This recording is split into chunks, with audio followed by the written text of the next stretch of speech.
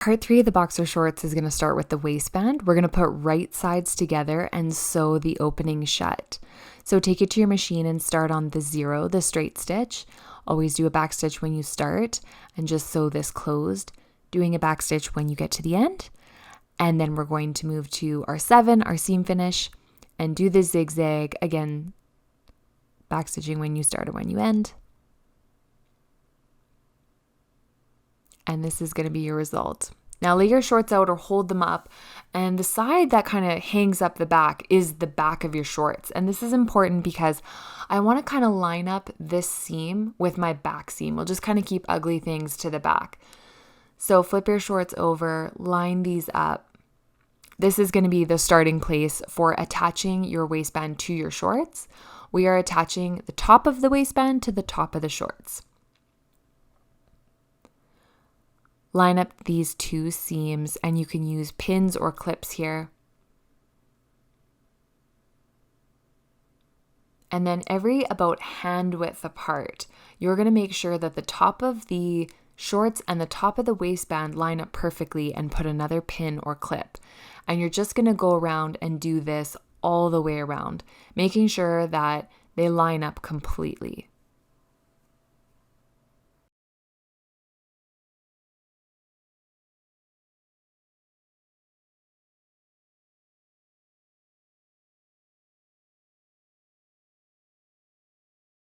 Next, we're going to take this to the machine, and we're only using 0, our straight stitch. We're going to line up the edge of the fabric to the edge of the presser foot, and we're kind of putting it on the machine like it's wearing it, just like we did the leg holes. Little back stitch, and then we'll get started. Removing the pins or clips as you go so you don't go over top of any of them. Keep your fingers well out of the way. You're probably getting pretty confident in your sewing by now, and in the end, it's going to look like this. You can make sure that there's no holes or gaps. And from now on, we're going to work on the shorts right side out. So if you've done this correctly, it should look like this, which looks kind of weird right now. We're going to be folding down the raw edge about 1 centimeter and taking that to the iron and then folding it down. This is creating the tunnel for our elastic. The elastic is about this thick. I'm using 1-inch elastic.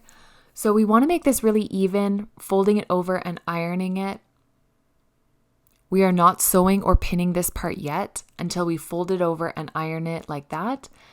Once it's ironed, I can put my pins in. Clips will not work for this part because we need to sew it at the bottom of the tunnel. If you sew the top of this tunnel, you're going to not leave enough space for the elastic. So make sure that your pin heads now are facing the outside where I have them in this example. Now, put 2 different color pins at the back, a few inches apart, and you're going to start at one and stop at the other so that you leave a gap for our elastic to go through. So for example, I'm going to start at this pin here, and I'm having some trouble getting over the seam. I'll remove the pin now that my presser foot is in there. And I'm going to sew around the whole thing, but I'm going to stop when I get to that white pin just in front of me. We're not doing a seam finish zigzag here, just the straight stitch, and I'm removing the pins as I go. So I've gone all the way around now. This is my last pin, and you're going to notice that I'm going to stop right here.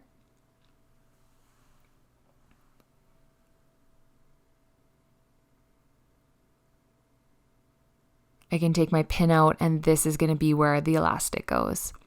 When you measure the elastic around yourself, don't measure around any bulky clothing. You want to make sure that you're up against your skin or just thin clothing.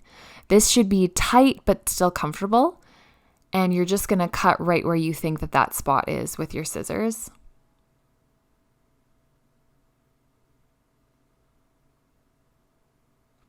You can use 2 things for this. You can use a basic safety pin. This will totally work.